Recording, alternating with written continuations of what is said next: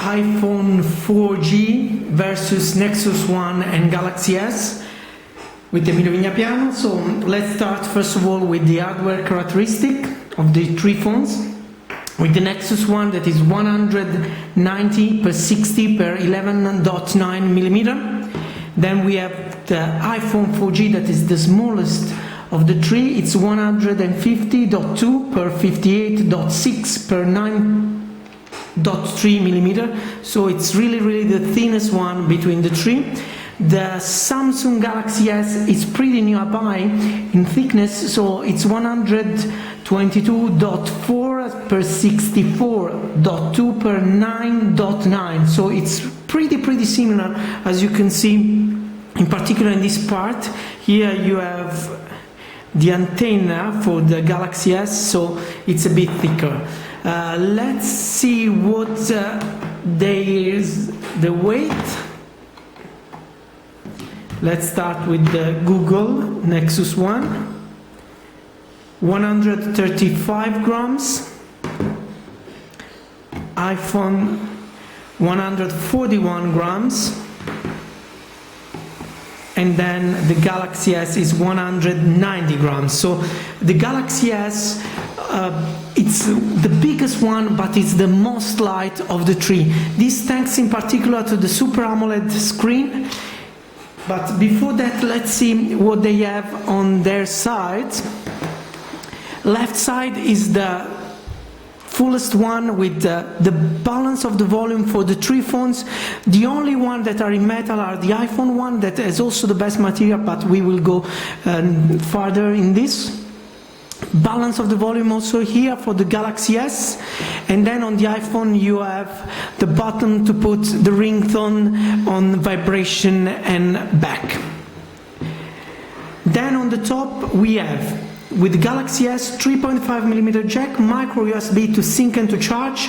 There is also the possibility to close, so very nice. Jack 3.5mm, button to turn on and off, but also to lock and lock the screen. And this little point here, it's the microphone for the noise cancellation. That on the Nexus One is in the back position here, but let's continue on the top. 3.5mm jack also here, button to turn on and off and lock the screen. Right side with the Galaxy S with the button to lock and turn on. Micro SIM card here, classical iPhone button to take it out. Nothing on the Nexus One. On the bottom we have just the microphone. On the Galaxy S, what you see here, it's to take over the back cover. Then we have the classical 30-pin plug with the microphone and the speaker. Then you have also two screw pin for the dock, the car dock and the house dock, microphone, main microphone, and micro USB to sync and to charge for the Nexus One. On the back of the tree we see the microphone for the noise cancellation. This is the unibody cover that is one piece of metal, pretty nice. Glass on the back of the iPhone, the best material, with camera button, with camera with LED flash, the same camera with LED flash, and also the speaker on the Nexus One, camera without the LED flash and without the protection on the Galaxy S with the speaker. Let's say something more about the cameras. The three of them are 5 megapixels, but they're really different. Let's start with the worst one, that is the one of the Nexus One. Unfortunately, HTC has never been famous for a camera sensor, and you can also see here for true. So unfortunately, it's the worst one, and also doesn't record video at 720p, so high resolution. You need to install an application on the ROM if you rooted your phone. Instead, you cannot, for now, make video. So probably in the future, Google will add it. Let's go now on the iPhone, that has really a much better camera than in the past, and the camera is also a LED flash. The camera is much faster than in the past also, but is not fast yet as the Samsung one. They both can record videos with 30 frames, 720p, so pretty good. Here, unfortunately, we don't have the LED flash, but without the LED flash is the best in the night, in particular when you're making photos for a subject that are far away, so they are not very close, they can get the best result. Let's go now on this phone. Have the same connectivity. The three of them are quadriband, GSM, GPRS, and H connection, but also quadriband, UMTS, HSDPA, HSUPA. So really all over the world with the 3G connection, you can have the best with the three phones. From the latest iPhone, the 3GS, this one is much faster also in connectivity. Unfortunately, for the issue of the network, really you don't have to hold the phone in a position that we'll show you later. Let's continue now with the material. The iPhone is of course the best one with material. Two glass, one in the front, one in the back. So really there is also a special treatment, so really with a fast cleaning you can take out all the fingerprints. That doesn't happen on the other two phones. What you can see here also is a camera for video calling. The video calling only works with Wi-Fi network for now. You have also video calling here on the Galaxy S, and the video calling works on Wi-Fi with application like Ring or with the network operators, the classical video calling that we have in Europe on 3G network. Unfortunately, no video calling on the front on the Nexus One. You can use the back camera with application like Ring, so you cannot do 3G video calling. Glass, as we were saying before, aluminium all around. And this is the best part, but let's see what is not nice of these things. First of all, we have also a little plastic here, just on the edge of the phone to protect the screen. This seems the only protection that the screen has. So this is a thing that to some users that have the phone that fell down, really was a huge problem for them, because it breaks after one or two fallings. The screen broke up. In particular, it falls on this part of the phone that is not so tough. Aluminium, as we were saying, and there is the connection problem. If you hold the phone like this, to creating a circuit between the Wi-Fi antenna and the 3G antenna, you see the network that goes down. This really, it's a huge issue, not only on the coverage and making the phone calls, but also when you web browsing, when the phone is connected to download data with application like Twitter or Facebook or whatever. So this is really a huge problem, because it's an issue also on the battery, because the phone is forcing more energy to stay connected on the network. The Galaxy S has the worst material of the three. Unfortunately, the back cover, it's a plastic. Also, there is this three-dimensional design here. It's not so good, the plastic on the back. It's very cheap for a phone that costs more than €500. The screen on the front, the touch screen is good. Unfortunately, it is not good what protects the screen. It's still a cheap material. Best cover, in our opinion, is the aluminum unibody one, because really gives a good shape. Unfortunately, the plastic that HTC used for these two parts are really gummy, are much higher quality than the Galaxy S, but of course they are not the quality of the iPhone, in particular if you think that the iPhone has glass. When you hold the phone, the iPhone really, you can feel that it's really weight, and it's really so so good in the touch, but unfortunately it doesn't give you a secure hold. To have a secure hold, you do like this in this position, and you create the secret for the network. This is not the problem of the Nexus One. Very good in hand, in particular because it's very curved in this part and it's gummy, so really gives a good grip. The Samsung Galaxy S is very large thanks to the 4-inch screen. That means that also holding the phone with this plastic and this little curve here for the antenna doesn't give a huge grip to the phone. So really you have to see which is better for your hands. We appreciate most the Nexus One in the hold. Let's go now on the screen, because as been said, really a lot of the screen.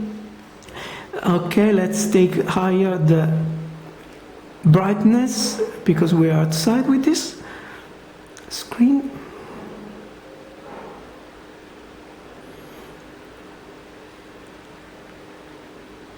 Brightness maximum as the other ones. So this here, 3 different philosophy of screen. Let's start with the AMOLED. This is an AMOLED Samsung screen that HTC is using on the Nexus One. It's good. In front of the light, not so much, to tell the truth. It's not very clear. It's much more clear the iPhone and the Super AMOLED of the Galaxy S. We have to say that the best black that we saw for now are the one of the Galaxy S. As you can see, at the most black, the iPhone is not so black yet. It's almost similar to the black of the of the Nexus One, as you can see here. They are very, very similar, but the Super Retina one, it's the Retina display, the best part of the Retina display is the resolution. That is really amazing. It's the best resolution that we see till now on a phone. In fact, we are talking about 640 per 960, so really, really with full of pixel per centimeter. So, and you can really appreciate in applications that have been developed for iOS 4, like contacts, books, in applications like MessageNet or other applications that are compatible with this OS but are not natively developed for them. You can see that it's something not going as excellent as there is. In fact, Twitter that has been developed for it, it's amazing how the text, you cannot see the pixel in the text. So this resolution really pays, in particular on software developed for it. We hope that they can make a more black also for this color, because the Super AMOLED is working pretty much better. Another main difference are the colors. The colors of the Super AMOLED are brighter and more crispy.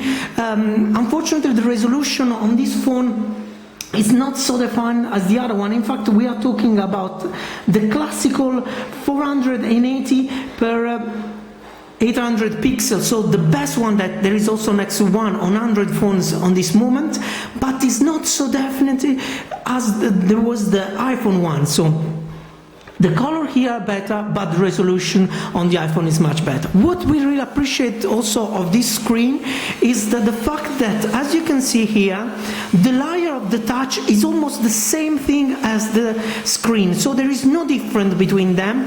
A huge difference there is between the touch and the screen here on the Nexus One, as you can see. Little less step is on the iPhone, but is not yet as it is in Super AMOLED. So I could just imagine a resolution like this on a Super AMOLED like that. So it would be really amazing, but probably we just saw in the next generation on Android smartphone. Let's go also on some of the feature of, there is radio on the Samsung, radio FM on Samsung Galaxy S.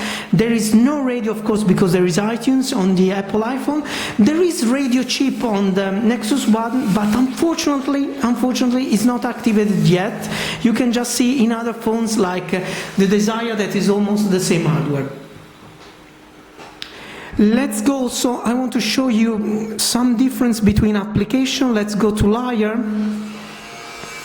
Okay, I want to show you how the different user interface is. Let's go here.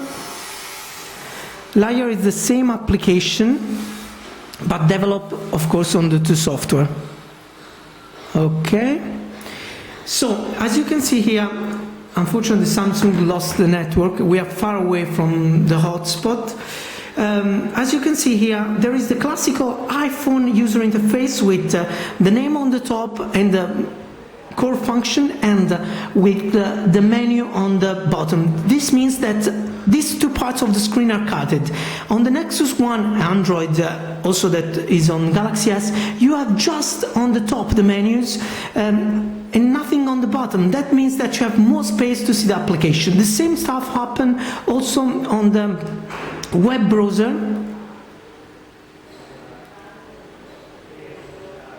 Okay, this is Android 2.1 on both, because we didn't upgrade to 2.2 yet because it's not officially come out. So we still don't have Flash Player that we know that is present on Froyo on Android. So the whole of the Flash that Apple iPhone will never have for jobs admission. Then the menu that cuts here, as you can see, the part of the screen. So the portion of the screen that you can see is much less, but I hope you can appreciate how you can read also the small text here thanks to the huge resolution of the screen. Two different operating systems, two different philosophy that you can see also in other things like user interface. Android you can personalize as much as you want. iPhone, iOS is just on Apple products, and then there is the classical 2.1 operating system that is the one on Nexus One, that is a virtual role, as you can see here. Pretty same the Galaxy and the iPhone, with four main icons on the bottom and all the icons that are in panel.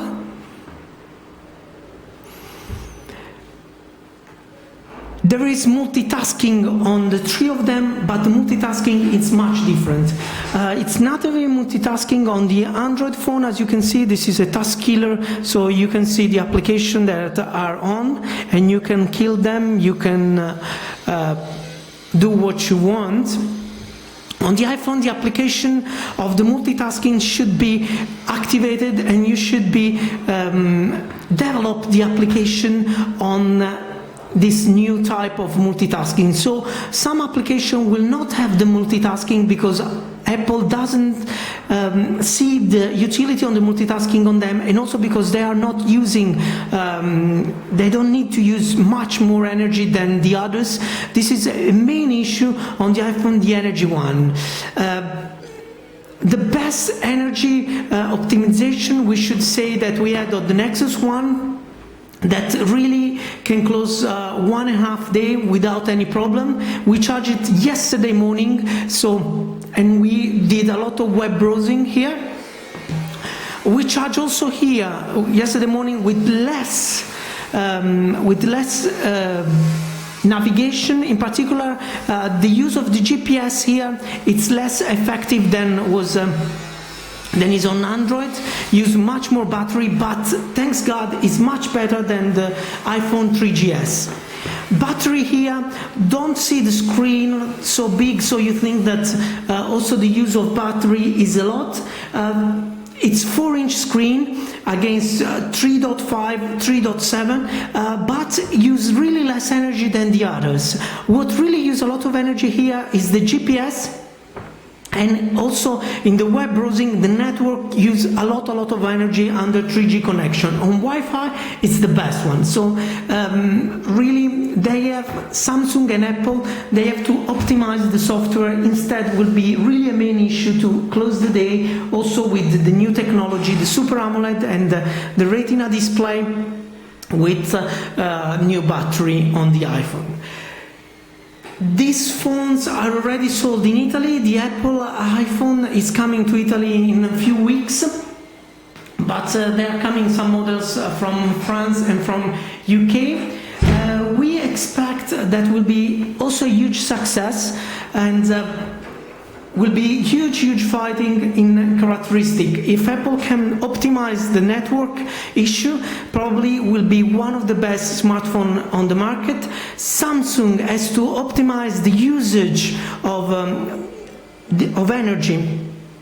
And the Nexus One really has to continue to develop, in particular on the screen colors, to optimize the HTC usage of the color. The three of them are using a 100 GHz processor.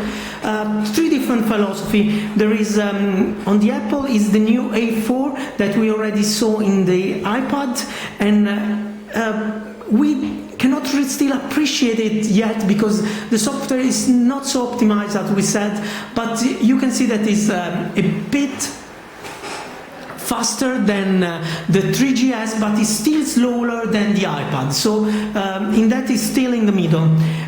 Snapdragon 1 GHz on the Nexus One that really is using all the megahertz of the processor and is very well optimized. So for now it's the most optimized one. Samsung uses its own processor, 1 GHz, but the software is not optimized as it is on